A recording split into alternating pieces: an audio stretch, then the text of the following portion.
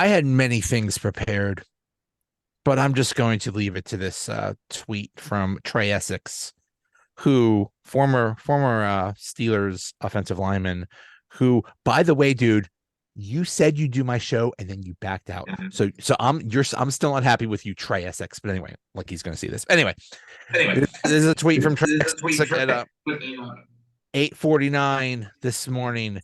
It's gotten to the point where I don't feel like complaining about the offense anymore. The ineptitude has worn me out. That's how I feel. I am fed up. I've had it. And I think I've already said at one point in the season I've given up, but I've had it with this offense and this team.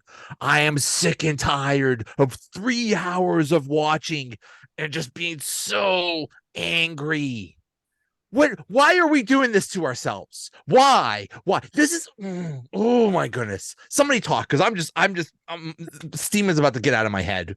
Who I really feel bad for are the people in the stands, because they're spending all this money. And yesterday it was rainy, you know what I mean? So it wasn't even good weather. It's soon going to be snowing. Yeah, that's going to be me on Thursday. I already bought my plane ticket and everything. And I'm like, this is BS. Now I didn't even know if Kenny's going to be playing. Like, do we even have a shot? You're coming to the game on Thursday night. You will be here, LeeAnn. Yeah, I'll be here. There. Well, let's check the weather. Let's check the Thursday weather. Oh, high of 48, but it will be sunny. Yeah, but it's at 8 p.m., so it's going to be like 35 degrees. Yeah. Oh, yeah. Bundle up. Yeah, so you're the kind of people that I feel for, because it's like they're spending all this money, they're wasting all this time, going through all this traffic, all this stuff, and it's just a poor product. They're just putting a poor product out there. I feel really bad for the players that are like performing, like Alex Highsmith and TJ Watt, and some of these players, our whole kicking unit, like the special teams unit, you know what I mean? All these guys, Naj is improving. You see all these improvements in areas, and people like, I'm not saying the other guys aren't trying really hard, but whatever the failure, the breakdown is, I feel so bad for those guys that are like going above and beyond, and then it just every week it's out of their control. I mean, how much can TJ Watt do? I mean, thank God he and Alex won the week 2 game, but they can't win every game. Exactly. The Steelers defense on the Ravens or the Bengals or the Lions, they'd be almost undefeated. And I know that sounds like being over the top, but I mean, they're out there doing what they're doing. The Browns lead the NFL with 17 turnovers. Well, it cost them yesterday. Should have cost them against Indianapolis 2 weeks ago, but the refs bailed them out with 2 horrendous calls. When you lead the league in turnovers, it affects you. We lead the league in obtaining turnovers. We have the most, and yet we are mediocre at best, and our offense can't do anything. So the defense is giving this team every opportunity to succeed, and they keep falling on their faces. What did they give them for yesterday's performance? They gave them 211 total yards. Kenny Pickett, 10 of 16, 73 before he went out. Mitch Trubisky, a little bit better, 15 and 28 for 138 and a touchdown, but classic Mitch Trubisky, 2 interceptions that were bad.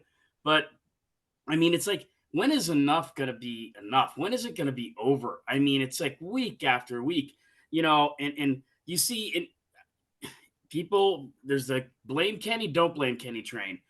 I still haven't seen it. It's been 20 games. I still don't see it. You saw Will Levis yesterday. Will Levis goes, 18 for 28 for 238 yards and 4 touchdowns. 4 touchdowns. Crappy offensive team, crappy offensive coordinator as well. He's doing it. I mean, the kid only can get so much time, as far as I'm concerned. He hasn't really impressed me. Maybe it's there. Maybe it's not. I'm not ready to write him off, but I mean, I just don't think he's very good. I think, watching that back, to me, it looks like he's actually threw behind Deontay yesterday. I know Deontay slipped. If he leads him, maybe he gets picked. I don't know. But he needs to get that ball out of the hands quicker. There's just so much there. And I just what I don't understand, and maybe I do understand, I still want to say it, is they keep bringing Matt Canada back. He shouldn't have been brought back this year. From the day one, we've said no more excuses. And, I don't know. There's one key point. It wasn't even the key play of the game, but there's one point where Najee Harris, who was, 7 carries for 13 yards yesterday. Najee Harris, 7 carries, 13 yards. he looked disgusted. And I think that's just the way they all feel. I mean, it's the way I feel, obviously the way Joe feels, and obviously the way you two feel. So I don't know. Yeah. And people Deontay Johnson. Go ahead, Allison. Deontay Johnson said on Arthur Mote's podcast the other day, we don't like how the offense is going, but we respect Matt Canada.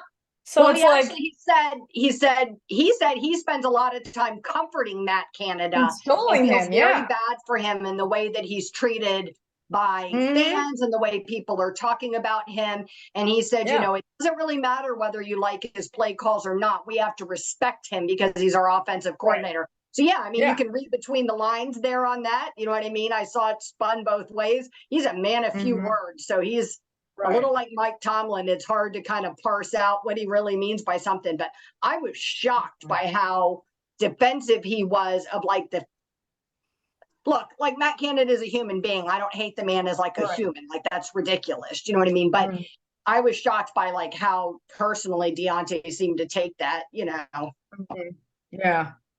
How do you feel? He said he felt like it was part of his job to go over and console them. Okay. They know what's going on. These guys aren't dumb. But at the same time, there are open receivers. There are open receivers from the opening drive, and Kenny Pickett is just not hitting them. Or he's hitting them at the wrong times, or he's not hitting them at all. And yes, Deontay could have made, and he even acknowledged himself. He's like, yeah, I had the drop, but come on, dude. You can't just show up in the fourth quarter. And I was actually happy yesterday. I'm like, oh, we're only down one score. Yay. We'll get fourth quarter, Kenny, and everything will be good, and we're going to win the game. Yay. Dude, you can't just show up in the fourth quarter. No. That was on Kenny Pickett. And there are people that blindly follow Kenny Pickett and say, and will defend him no matter what. A lot of that game was on him before he got hurt. Yeah. Well, if Kenny Pickett didn't go to Pitt, he'd be the second most hated man in Pittsburgh right now, behind Matt Canada. Let's be honest. Put our chips on the table. If you didn't go to Pitt, if you went to TCU or LSU or wherever, LA. That's a great point. He probably keeps defending Matt Canada because that's like his shield. Otherwise, all the focus would be like right on him. If they had like an offensive coordinator that could actually call plays, then it would just all be on Kenny. But I mean, even when you have opposing players, the Jaguars linebacker Olukon, I can never say his name. Yeah, coming out there and saying it was predictable. We knew what you guys were doing. Yes, I mean, embarrassing. Yes, and it wasn't like he was being necessarily like a dick about it. He's just saying, "I'm just telling you, we kind of figured out what you were doing." And I kind of made me think of I remember the Titans. When Denzel Washington's character tells the other coach, he goes, I run 6 or 7 plays, but I run them effectively and I run them well. He only runs 6 or 7 plays, but you know what? I mean, I know it was a movie. I know. But we don't run our stuff effectively. I don't know how many plays Matt Canada has. My guess is the over-under is 20. But that's a joke. But whatever it is, they don't even run that effectively. And I also, and it's good, LeeAnn, I also see what a lot of the Kenny defenders are saying. The offensive line isn't giving them a chance. The running game is not establishing itself. The play calling is predictable. So, I mean, it's like, and the Hayward, whatever that was, in the end zone, like they don't use Hayward at all, right? So when they bring him in, what's going to happen? They're going to use him. Right. And they did, and the defense knew it because they're like, this guy's in here, and they never do that. Right. And he try and make, and it was abysmal. It was awful. Like field goal. Like they had to kick a field goal. They were so close. Where was George Pickens at yesterday anyway? Did he take a couple of the tight game off? He was invisible yesterday. Yeah. But there was one where he was open and Pickett missed him. Yep. Yeah. Yeah. Jerry Dulac, who is very well connected, I'm guessing to Rooney or someone in ownership or management. He has a chat every Tuesday or Wednesday. And this was from last week. Somebody said, Do you think that finances have played any role in keeping Matt Canada this year? I mean, they would have had to pay the rest of his contract and then pay a new offensive coordinator to take his place, essentially paying for 2 offensive coordinators. Any thoughts on that possibility? And Jerry Dulac said, those are more than just thoughts. You mean to tell me they kept Matt Canada because they didn't want to pay another dude? Matt Canada can't be making that much money, and the Steelers can't be that hard up for money. You've got to be kidding me. Right, yeah. They're definitely not hard up for money, but how they use it is they've always been cheap. Always been cheap. That's not new. Yeah. No. In the NFL, I mean, we say cheap, you know what I mean? And for us, all this money is like just, oh my gosh. Not you know by what I mean? my standards. Like Exactly. One ply toilet paper, but by NFL standards, Jerry Jones standards, they're cheap. Yeah, that hasn't worked out for Jerry Jones for 28 years now, though. So, no. I don't know, and it just seems like there's like this rising thing about bringing in DeAndre Hopkins or one of those guys, and I'm thinking, I don't think it's going to work. I mean, no point. It's tough because you can say, oh, well, the 4 of us, none of us really play. Well, no, we don't. But I played through high school and stuff. I host the 5th quarter show. I call college or high school football for a long time. I still have. We know enough that we know there's a problem, and it's very clearly evident what that problem is. It's not the defense.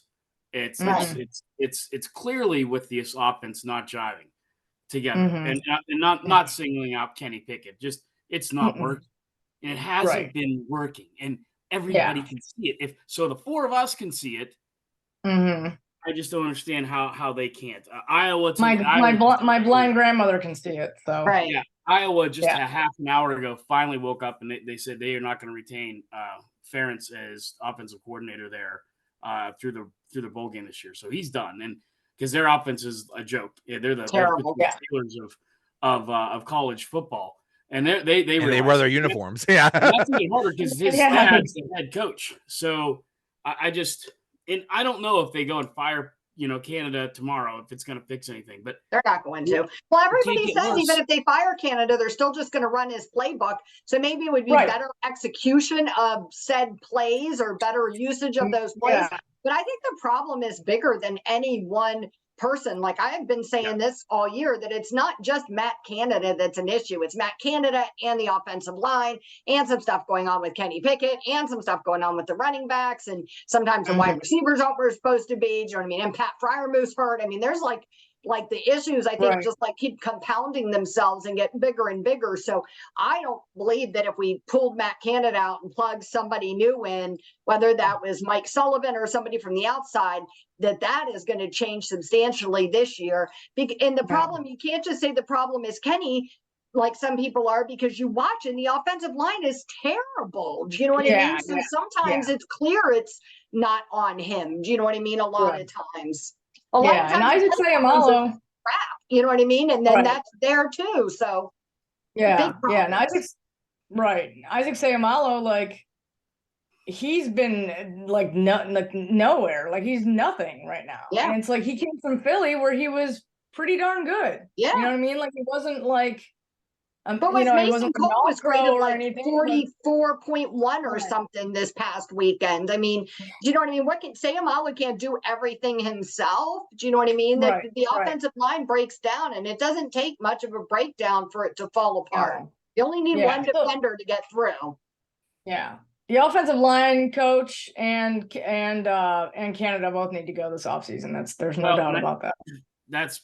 I love that. I think you're 100% right, and I think a lot of people questioned the promotion of that coach to offensive line coach to begin with, and that's why I say, you look at the Mike Tomlin coaching tree. It's not a very big tree. The branches don't go far, and honestly, I think that's part of the problem. You want to get rid of Canada, fine.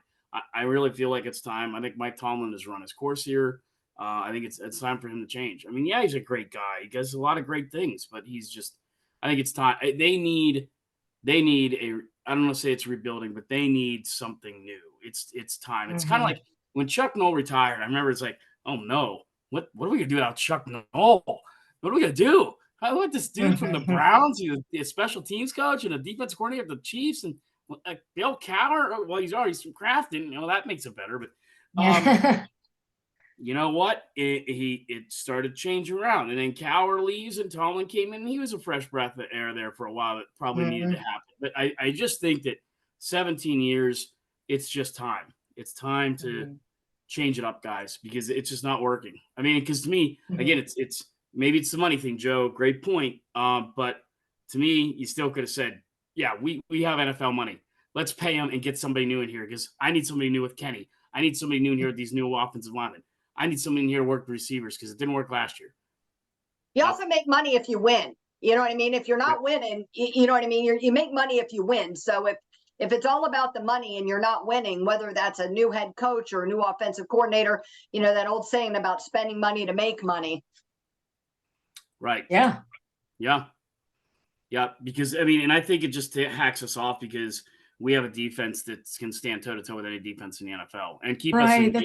Keep us in without the 49ers. Keep us in just, although if they played the 49ers now, I don't know. But they could keep us in any game during the week. And we just – and then, you look at – I think Trey Essex, Joe, you were talking about Trey. I think he also tweeted something this morning about he had no doubt in his mind that Minka's injury was due to the fact that they're being out there for so long in the first quarter because we couldn't sustain a drive. 100%. That's what creates an injury like that. So, yeah, I mean, you're even, causing injury to these guys because they're trying so hard to make up for your anemic offense. Yeah. Yeah, all those turnovers and nothing. You know what I mean? We've had, 7 games into this, and the defense basically won them 2 games. And the only way that you could keep that sustainable is if everybody on the defensive unit never gets hurt. And that's just not possible, especially when you leave them out there that long. It's just bound to happen. My goodness. Allison, I think you posted, and I didn't get a chance to see any responses. I think you asked about possible trade. I mean, I know Patrick Surtain's been mentioned a little bit out there as a possible trade candidate. I mean, that would definitely help. But I don't know. I like Trent Brown from the Patriots too. We could shore up the offensive line. So I think there's some good possibilities out there. I don't know if the Steelers will do it again with the cheap factor, but I think there's some good potential trades out there. Okay, but what position do you think like immediately can be helped? You know what? Would be nice? A tight end. Tight end. Yeah. Yeah. I did an article today on potential trades, and tight end was one of my positions because it's freaking killing us. I mean, Pat Freiermuth is Kenny Pickett's like one of his favorite targets. Do you know what I mean? So maybe you look at somebody who can block a little bit, somebody who can catch a little bit, and they don't have to be Pat Freiermuth level, but just above Connor Hayward level. Because clearly, well, I mean, don't we already have that in Darnell Washington? Like, where's apparently not ready yet? Because why aren't we using him? Right. He must kill me because they used him in camp so much, LeeAnn, and I mean, it was clearly evident when he and I told Joe this a couple times. He caught the ball and he started heading upfield, and nobody wanted anything to do with him. I mean, he's him throwing him anything. Now, I'm not at every practice. Maybe he's been dropping the ball a lot. It's very possible that he's just not ready. It seems that way. Otherwise, you'd be using him. Yeah, it's just some people take a little bit longer to get ready. I think he's just not ready. Otherwise, they would unleash hell because he is. Yeah, right. At least Joey Porter now. Do you know what I mean? As resistant as Tomlin was in the beginning. Do you know what I mean? Now he said today that you'll see Joey Porter playing more and more. Starting and so to me, I think if with the injuries, it makes sense that Washington would come in. So if he's not coming in, then he's got to be not ready. Yeah, but even then, it's like we're almost desperate at this point, right? For somebody to make plays at the tight end position, and it's like, how do you get a guy ready if you don't play him at all? Like, I know there's practice, but nothing simulates game action like game action. But to me, it's like him. If you put him in too much, and it's really not good. You know what I mean? Players get ruined all the time coming playing too soon, and some of them never recover. But Darnell Washington is 6'7", 265, and not to borrow a pro wrestling phrase, but you can't teach that. No. Here's a crazy idea. Have him go out a couple yards, turn around, and stand there, and I dare. Who's going to cover him? Not what some little 5'11", 185 pound dude.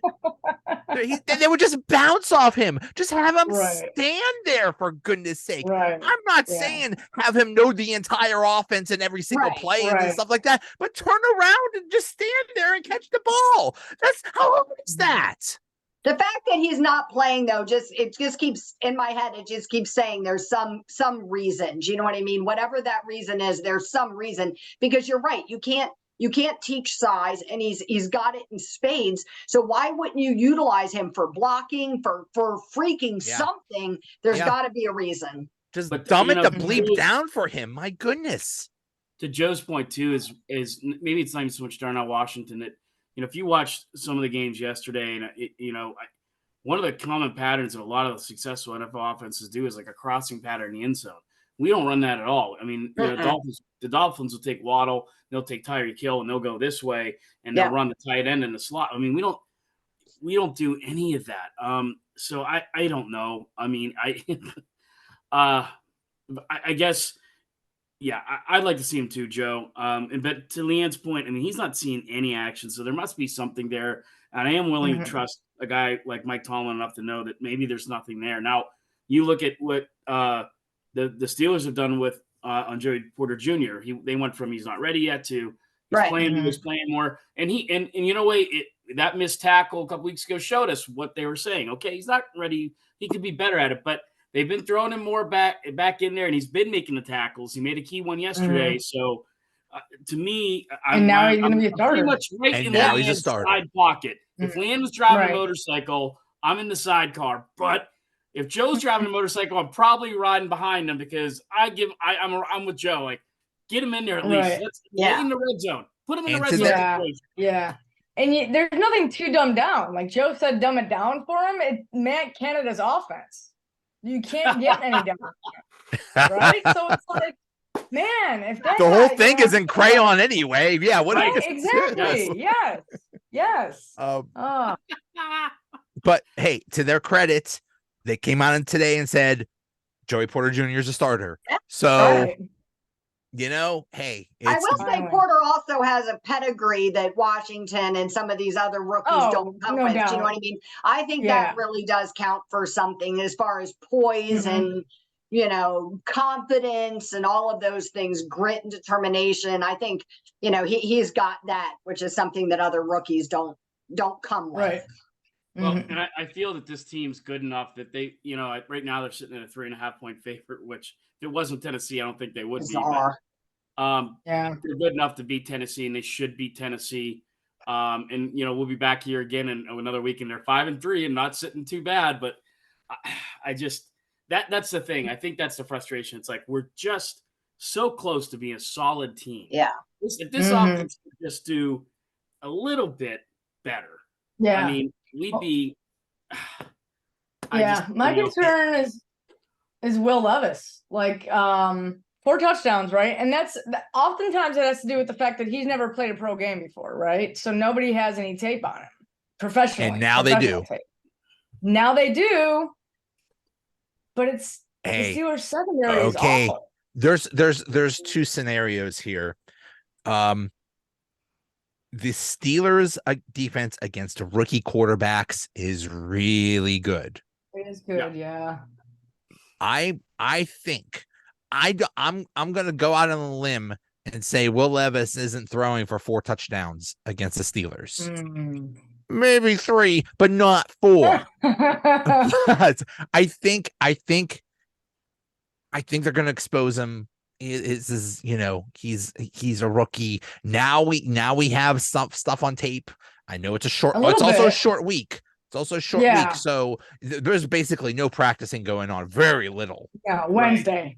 That's it. The Like Steelers Wednesday, tend and to come maybe you're back walking. angry from a loss like that. I think that works in our favor. Do you know what I mean? I thought we did some interesting stuff in the secondary against the Rams where we were moving Patrick Peterson into like every position on the field at some point. I thought that was kind of interesting. Maybe we can get something like that going again. Do you know what I mean? I think they're going to have to make that defense be interesting to be able to compete against him. But, Will Levis hasn't played, even though their secondary has been a little Swiss cheesy, he hasn't quite played a defense like ours. And I think that speaks for something, hopefully to kind of control some of that touchdown action. When he was at Penn State, one of the frustrations the coaching staff had with him there is he would take to the run a little bit too quick. And he's a big guy, and he's actually fairly athletic.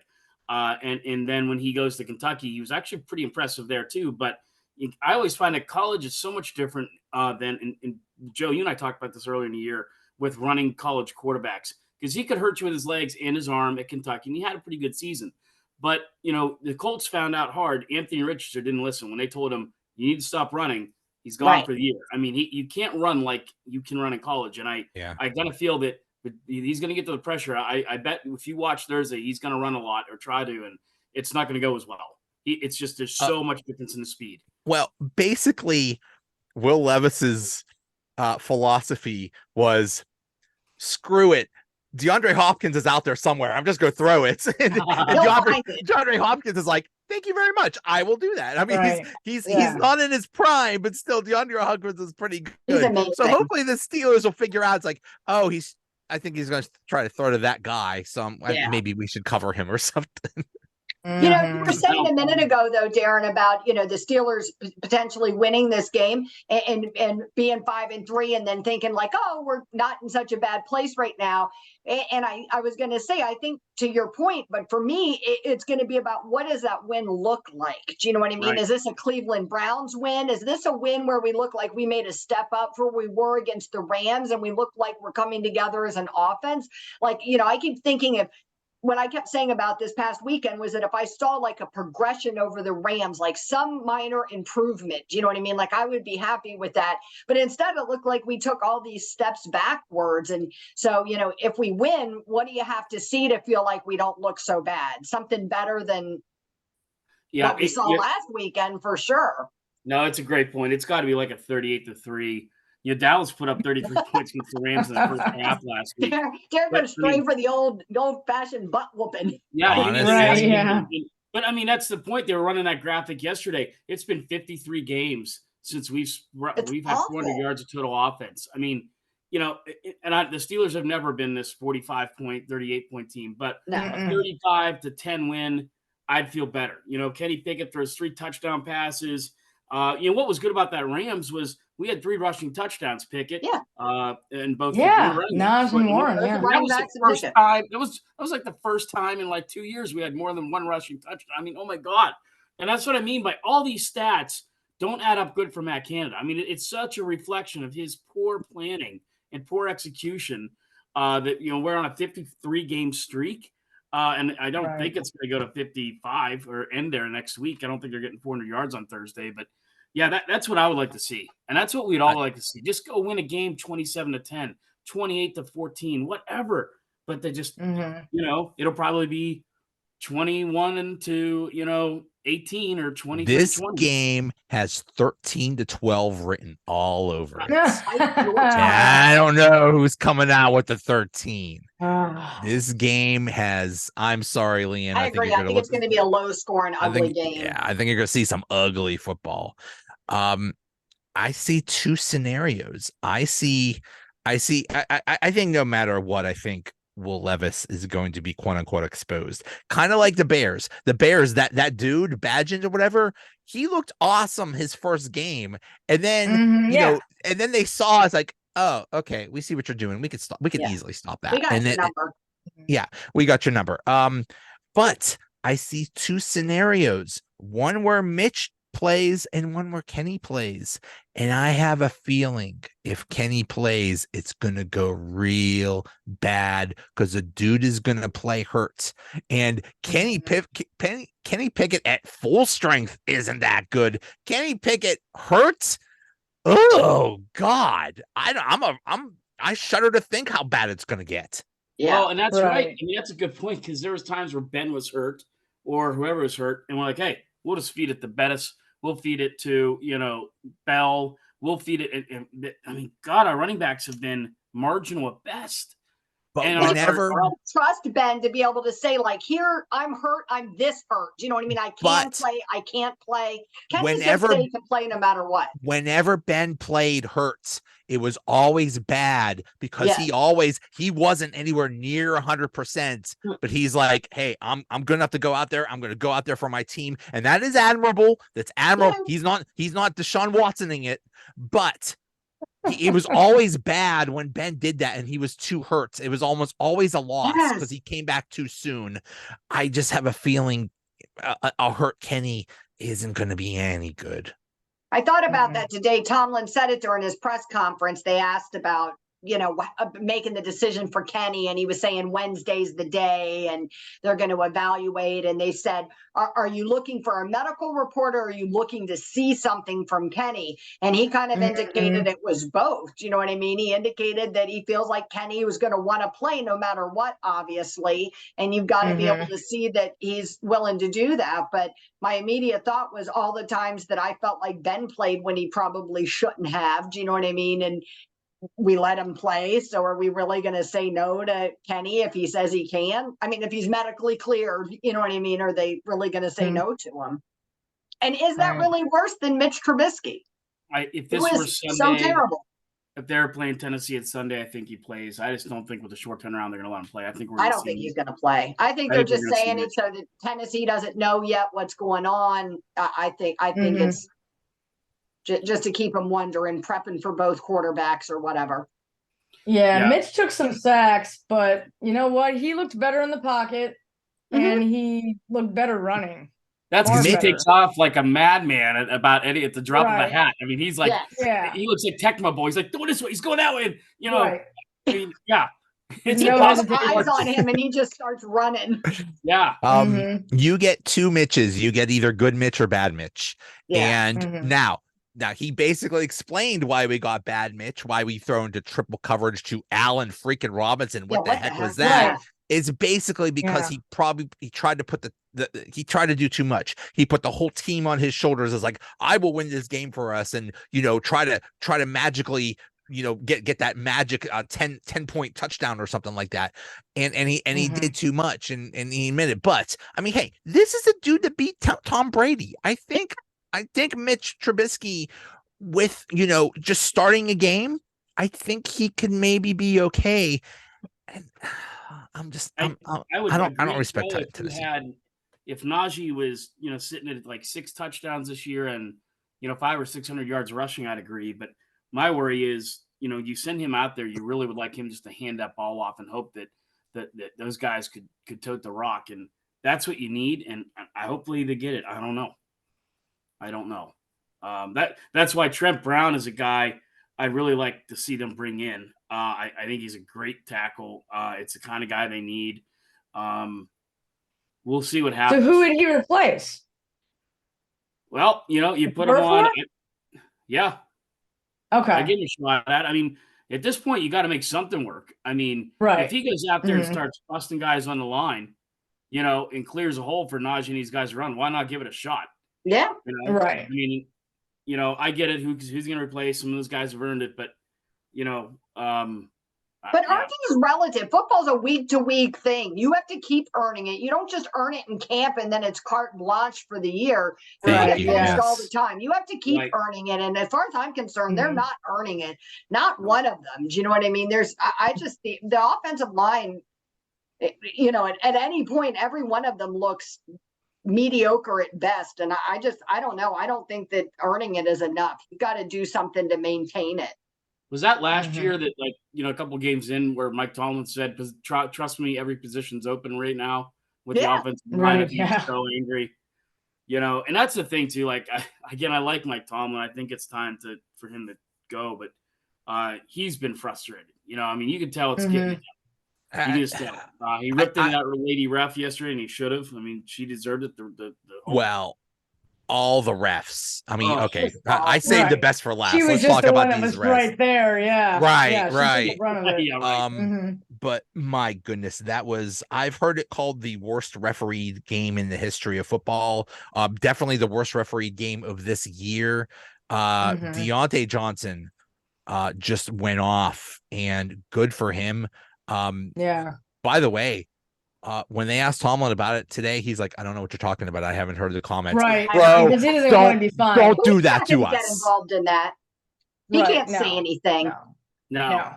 And that's tough for me because I spend week to week. I mean, almost every week on the show, we tell people where they can go on the PIAA website to register to be an official, because this year, at least the area I cover, they actually mandated that high schools split some games between Fridays and Saturdays because of the referee shortage. And last weekend was particularly bad. You had an incident down there near you, Joe, where they had to bring the police in because the refs went after, or the fans went after the referees. I think it may have been like, I don't know if it's Blackhawk, somewhere down there. And then it happened also like up in Central PA at a Jersey Shore game. And we see it constantly. And I'm always the first guy saying, yeah, okay, every ref makes a bad call. They were making things on Sunday that were just, I mean, Alan Eck had no clue what his, I mean, they were inventing things. They didn't understand. It was like inventing things. And if that's, and I tweeted this earlier, if it's 2 weeks in a row now that the NFL has to come out and apologize for officiating, that's 2 weeks too many, because now when you're in the NFL, it's the top of the top. You are supposed to be the best of your best, just like the players are. And if you're going to be like that, because he came from the Big 12, and he's terrible. It was not good. They did not cost the Steelers a game. They did not. No. But it was close. You sure as heck didn't help. Right. I definitely feel like they had a huge impact. And this is my thing about refereeing at any level.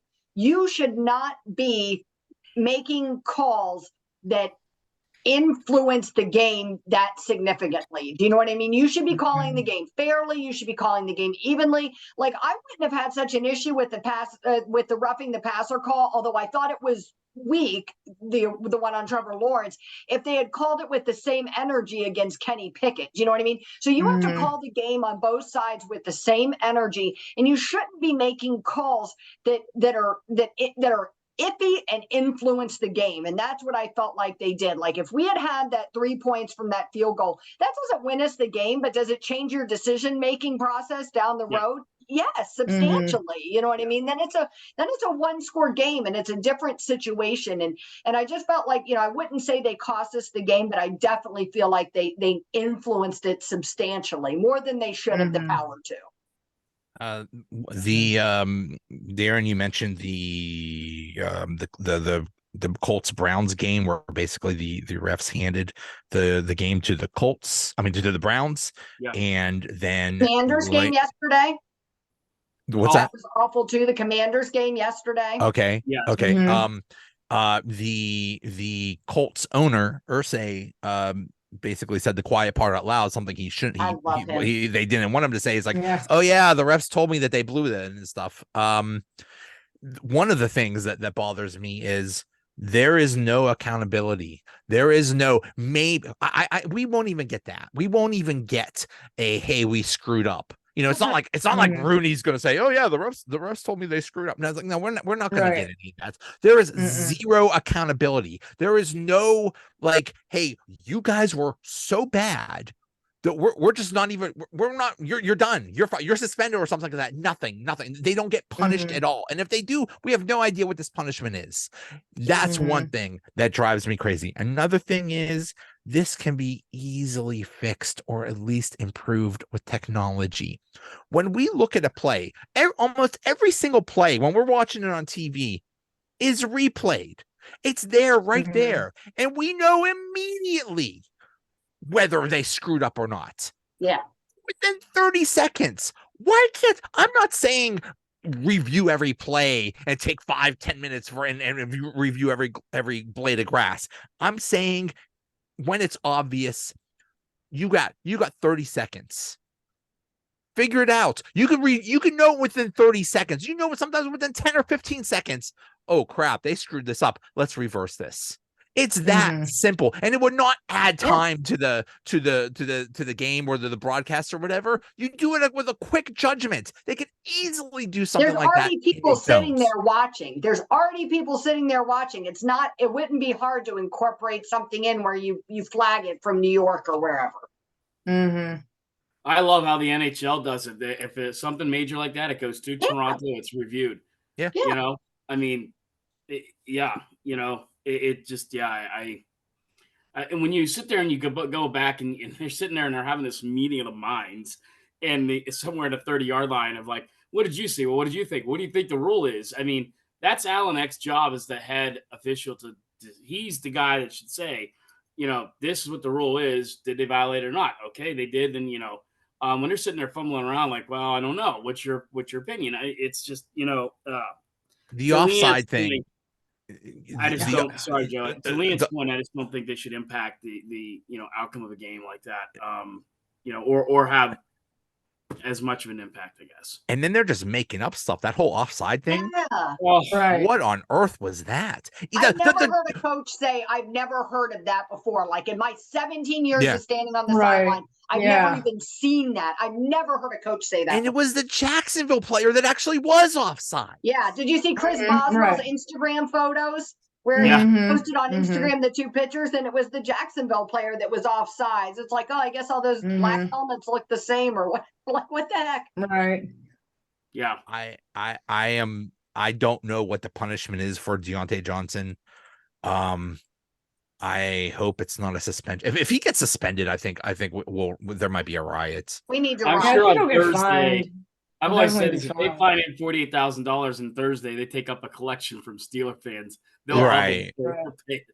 Because the 50-50 gets to like 80 grand. So you go. Have the 50-50 just go to that you can't even complain. Like, what kind of garbage is that? I'm not talking about like excessive complaining, but you should be able to speak up about that. I mean, that's some like, World War II communist era garbage where you can't say anything or you'll get whipped. That's why Tomlin just sidestepped the whole thing and said, "Oh, I don't even hear the comments." He knows. Wait, what if no matter what he says, it doesn't matter. So why even say it? Yeah. I think that's one thing, and I guess in a way I admire him for it. Another time you roll your eyes, but he never wants to feed into anything that might lead to an excuse as to why they may have lost the game, other than it being on themselves. And I can admire that. I appreciate that. Because he's done it for 17 years. It's not like 1 year he's like this. He's pretty true to his deal. It's not like the old days when Bill Parcells would just come right out and tell you, they effed us or whatever. You never hear a coach complain about the officials. You never throughout every team. Well, not now. So I mean, when we grew up, Parcells, Ditka, those guys would come right out. Oh yeah, they'd throw them under the bus in a minute. Yeah, but there wasn't social media back then. There wasn't, some Steelers Wire contributor sitting at her desk waiting for the news to come down. You know what I mean? Waiting for them to say post it in 5 seconds. You know what I mean? Like, it's different times now for sure. You journalists, I don't know whether they're killing this kid that covers Pitt because he didn't cover Narduzzi threw his players under the bus, and they're killing the poor reporter because he didn't do the full quotes. Like, it doesn't matter. That was horrible. Dude, you threw your kids under the bus. But anyway, that was bad. That was like I don't think there's any. I think the Narduzzi era has come to an end. I don't. It needs to come to an end. That's a sure sign that the time has passed you by. You're too angry. You need to go. Is he an offensive guy? Can he come to Pittsburgh? No, he was a defensive guy. Actually. He's a defensive guy, and I like Allison's thought process. There you go. I could. Why not? Let's talk about this. Yep. I mean, that could be why they brought Matt Canada as offensive coordinator, because he was working in the same building. It's like, hey, we'll make it real easy, bro. We'll just move down the hall. Maybe it's that. I mean, that's it just grinds my gears that like we could have had Eric Bieniemy. He's sitting over there in Washington right now. I don't care. Again, take up a collection. We all would have paid Canada's salary off. And if Eric Bieniemy would have been here, then I would love to see that. That's what I'm saying too. With Kenny, I believe in Kenny Pickett enough that I would like to see what would happen under a new regime. Yeah, That's the I thing. agree. This is a worst case scenario. We've wasted 2 years of Kenny Pickett's career. We got this dude on a rookie contract. There's going to come a time in a year or two where we're going to have to decide, hey, do we want this guy or not? And we don't even know if he's any good because of this whole situation. Yeah. Yeah. Yep. And then he's going to go somewhere like, Seattle or Indianapolis and start tearing it up and, we're going to lie it. He's going to Kirk Cousins us. Right. Uh-huh. Same thing's going to happen with Naj, though, too. We're not going to re-sign him. He's going to go wherever. I don't think Naj wants to run back. all over the place. I think Naj, if I'm Naj, I'm kind of looking like, hey, I'm pretty healthy. It's not been a great 3 or 4 years here. I need somewhere new. Right. I fully expect Naj not to be here when he's done. Yeah, he's not going to want to stay. No, I don't think so. No, that was. Then you look at it. Well, now I got to start with a new offense, and now he's going to look like he's in the prime. I think he's gone. Poor dude got my concern about the offensive coordinator is that we do have these weapons right now. We're not, bringing the Legos together properly, but we do have all these pieces, and we're not using them. So what happens when the pieces start dropping off, and you don't have? Like Joe said, you don't know what Kenny can do. You lose a Naj, you lose Pat Fryermuth, you lose Deontay Johnson, you lose whoever. And then what? Then you're starting all over again with a new receiver, a new running back, a new tight end, a new offensive coordinator. Like, get this show on the road, folks. Yeah, but it was the same thing, though, with the Killer Bees. You know what I mean? Like with Ben, Bell, and Brown, we had 3 of the top talents in the NFL and had nothing to show for it. So unfortunately, it sort of seems like it's a Pittsburgh thing. You know what I mean? So it's like, yeah. According to my sources, Google, it says his Matt Canaan's salary is $1.5 million. Yeah, guys, like 1.4. You could throw away $1.5 million. Yeah, that's too much. And to LeeAnn's point and Allison's point, in the NFL, it's not too much. It is not. Right. It's really not that much. Small beans. I mean, Tomlin's making it's $10 only million half that now, right? I mean, because we're halfway through the season. I want to know. We can come up with $500,000, $750,000. That's what Joe pays us, is close to that for the podcast, right? Yeah, exactly. If we just pull together from Joe's podcast, all the massive money we make from this podcast, and I give to you guys, we could just we could buy out My Canada. Right? That's right. I've lost my train of thought. It's okay. What is a realistic scenario for Tomlin to be done? I don't think there is one. I don't think there is one. Just remember in the late 90s, there were 3 years that the Steelers went under 500 in the late 90s. And they kept extending Cowher's contract. Yep.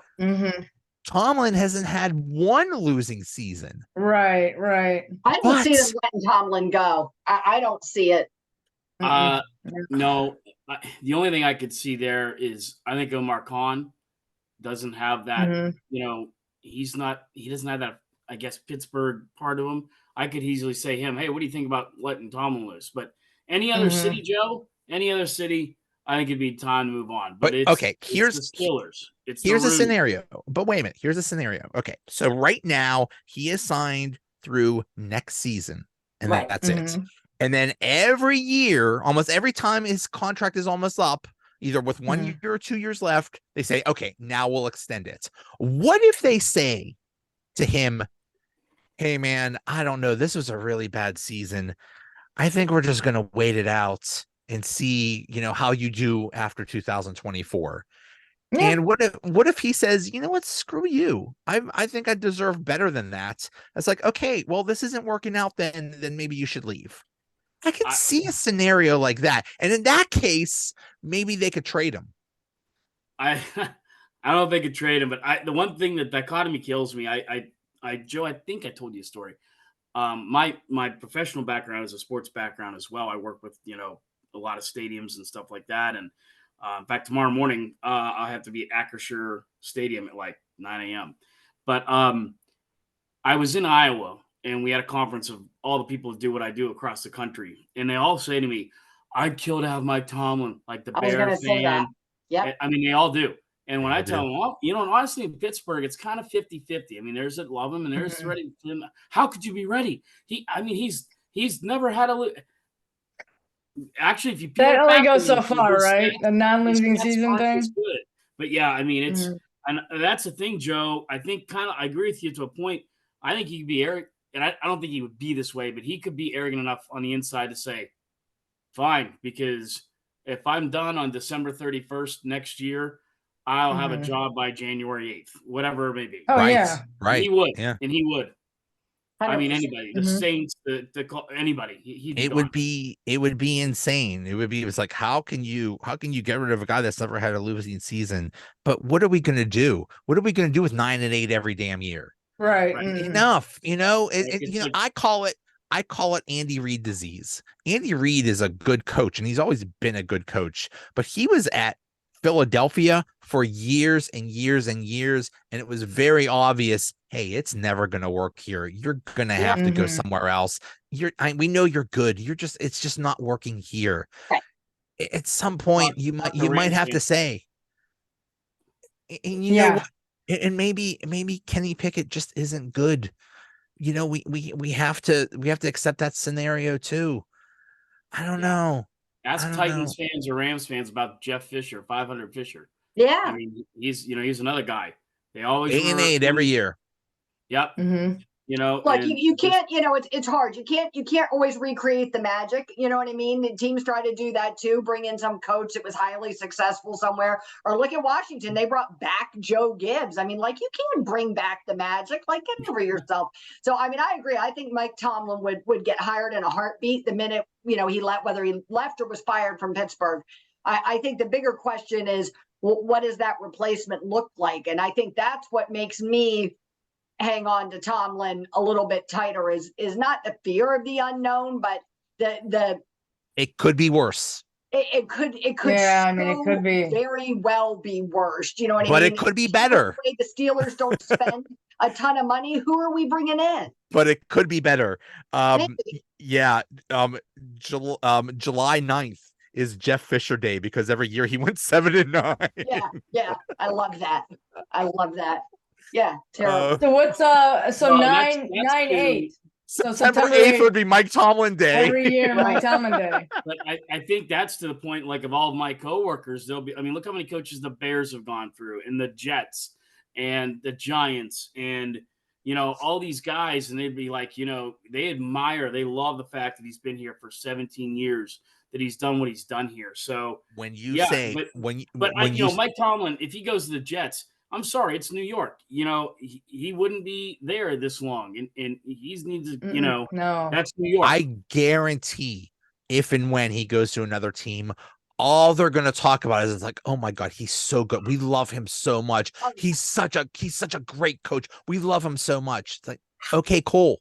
Good. Right. You know, like, you know, he's, you know what, it's been almost 17 years now. It's like, okay, yeah, you know, thank you for your service.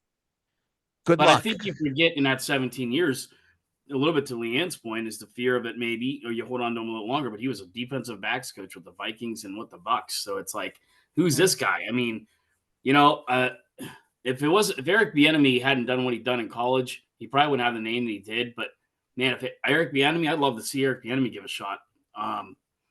You know, but there's probably going to be a guy that we really haven't heard of, or most likely haven't heard of, would be the guy. I don't think you're going to go get like a marquee name. They're going to get a kid, just like they did with Tomlin, just like they did with because I think that's a thing. Exactly. But I think that's their thing, because remember, it is when Tomlin was hired, that was originally supposed to be Russ Grimm. That was a thing. Yeah, they were just going to have Russ Grimm be the coach, and then they changed their mind, because it's like, ooh, we got this young guy. He could be the next Chuck Noll. He could be the next Bill Cowher, and we could keep this going for another, 20 years or whatever. And he's so young. Maybe they'll probably do the same thing again. Some like 30-some-year-old dude, and Chuck Noll. You've got to hold out a little bit of hope.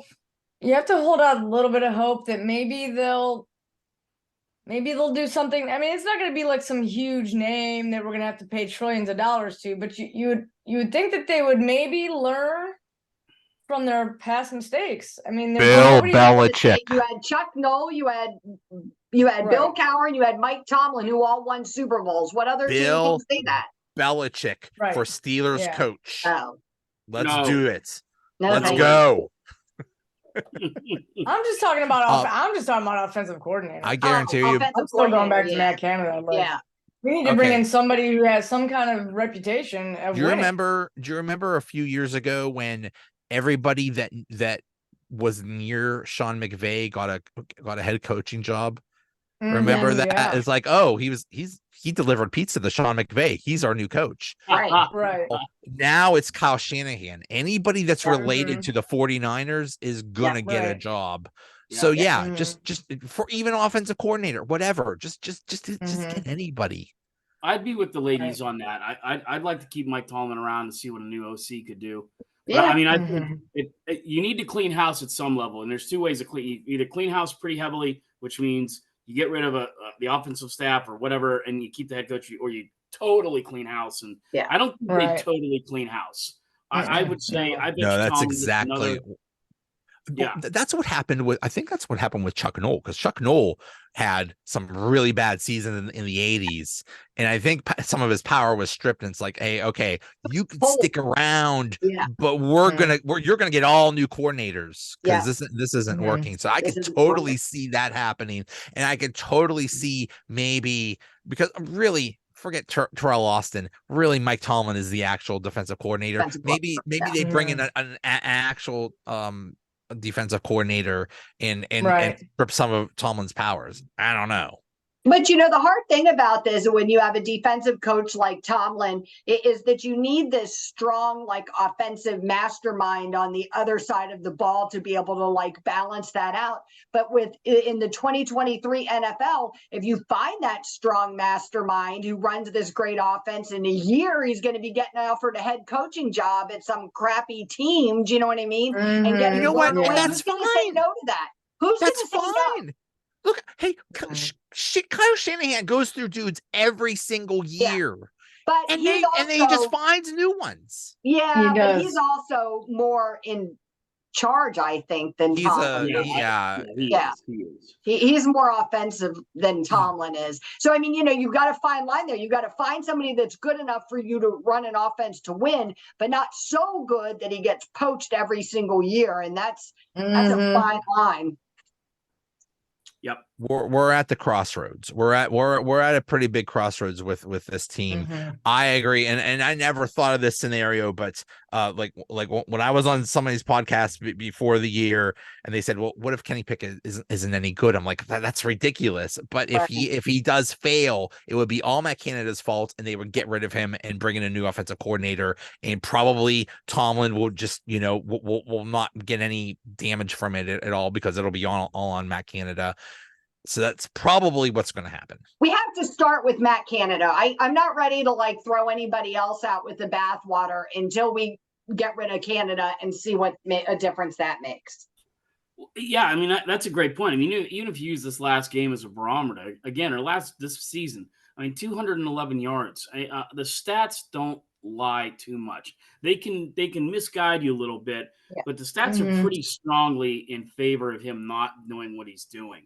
I'm not saying that to be jerky. I mean, it just 211 yards of total offense. I mean, Deontay Johnson had 9 catches for 85 yards. He was the best player we had yesterday. He still dropped the ball twice. Yeah. So, I mean, it's like you can't bring anybody together. The offensive line has no idea what they're doing. It's just, I mean, that's where the problem is. I mean, if our defense stunk, we'd be the Carolina Panthers. We'd be 0-6. Right. When you have multiple people saying how predictable the offense is, and you have national people saying how terrible it is, and not just blowhards, but actually people that analyze this stuff. Yeah, it's a bad look. There's something there. There's something there. It's not just us, being cute and saying fire Canada. There actually is something there. Yeah. I would love to say that I feel better after venting. Now I'm even more angry. Yeah. And snow's coming, and it better be good weather for LeeAnn. Is it going to snow? I don't think it's going to get pretty frosty tomorrow. Yeah, it's going to be frosty, but there's not going to be any accumulation of snow. But you want to see snow, don't you, LeeAnn? You want to see you Florida people want to see snow. You want to make like praying that we'd get a little early snow while I'm up there this week. I knew it was unlikely. It's really early, but I was hoping. See, half of my wife's family lives. I think some of them actually live near you there because you're in Tampa, right? Or near you're in Tampa. She's on the other side. I'm in South Florida. The other side, right? Well, half of them are on Cocoa Beach. The other half are over in not Land O'Lakes. I can't think of it, but anyway, they have a Pittsburgh box. So like when they come up here, it's time to get the Pittsburgh box out, which means jackets, hats, snow pants, stuff. They'll leave stuff here. We have the Florida box. It's not warm clothes. It's for people who come from Pittsburgh up to Florida that need the Pittsburgh clothes. Right. So, LeeAnn, this is the biggest question of this whole thing. When you go to games, how do the Steelers do? Do they usually win? Steelers have actually What's your record, LeeAnn? Every game I've gone to, almost every game I've gone to. I think there's 2 that they've lost in my life, and I've been to a lot of games, and including a Super Bowl and several playoff wins. Yeah, I'm actually a little bit of a good luck charm. Okay. So I don't want to brag because I always, when I run my mouth, we do poorly and then I'm humiliated. So I'm not quite bragging, but I will say that like historically, we did have one really bad playoff loss against Tom Brady. I was there at Heinz, and we lost a game to the Ravens one time in Pittsburgh. But even when I travel, I've been to Baltimore, I've been to Cleveland. Allison and I were in Atlanta. We usually do pretty well. So yeah, I just bet the house on the Steelers. You're the good luck. Yeah. I'm going with my friend Tracy. So if we lose, it's definitely Tracy's fault and not mine. I already made the bet. Why didn't you tell me that? Oh. I have to reverse it. All right. I hope you have safe travels. I hope you are the good luck charm. I have a feeling. I believe in that stuff. I believe that. I do too. I'm superstitious. Yeah. So no trust. Could you tell your friend not to show up or something? Your bad luck friend. Sorry, I got you a ticket. All right, guys. Thanks so much. This was awesome. Thank you. Safe travels, LeeAnn. Thanks. See you guys. See you.